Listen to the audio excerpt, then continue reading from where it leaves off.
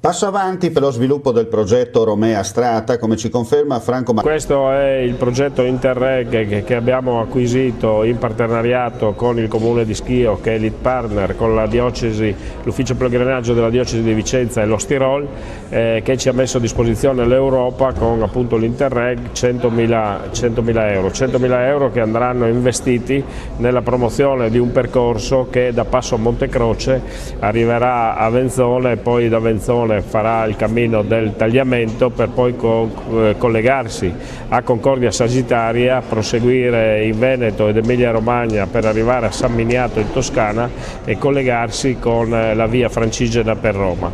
Quindi è un tracciato che riscopre i vecchi cammini di fede. È un tracciato che si colloca nelle strategie che la provincia di Udine fin dal 2008 con le linee programmatiche ha individuato, che sono quelle del turismo lento. Turismo lento che appunto sta dando grandi risultati in un momento come questo, laddove il turismo sta anche prendendo piede, ma quello religioso in modo particolare. Sulla stessa lunghezza d'onda Walter Orsi, sindaco di Schio in provincia di Vicenza. Un'esperienza che è nata l'anno scorso con la volontà di creare un percorso, ma più che creare, diciamo rivalutare un percorso esistente già dal Medioevo, che unisce un'ampia fascia di territorio con l'Austirol e si innescherà poi tramite la via Francigena su un percorso già molto più conosciuto.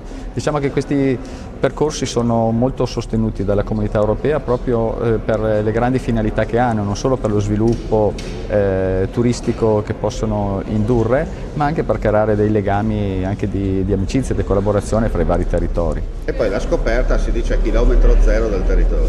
Assolutamente, questo è il progetto integrato che si dovrà sviluppare attorno a questo progetto ufficiale, perché il territorio deve riconoscersi, dovrà anche essere messo in condizioni di poter cogliere e dare opportunità e servizi ai pellegrini e ai turisti che utilizzeranno questa nuova via. La parte operativa cadrà sulla Fondazione Aquileia. La Fondazione Aquileia ha ricevuto l'invito da parte della provincia di Udine di subentrare nella compagine di partenariato del progetto Romea Strata e ha accettato di buon grado, proseguirà le attività di progetto, realizzerà quanto previsto in termini di comunicazione, in termini di valorizzazione del turismo religioso in un'ottica di turismo lento.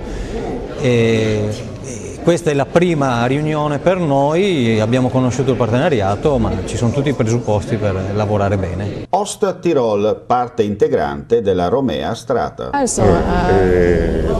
Questo partner del progetto viene dall'Ost Tirol, da Lienz, che non è molto lontano da Udine, sono circa 2 ore e mezza di macchina.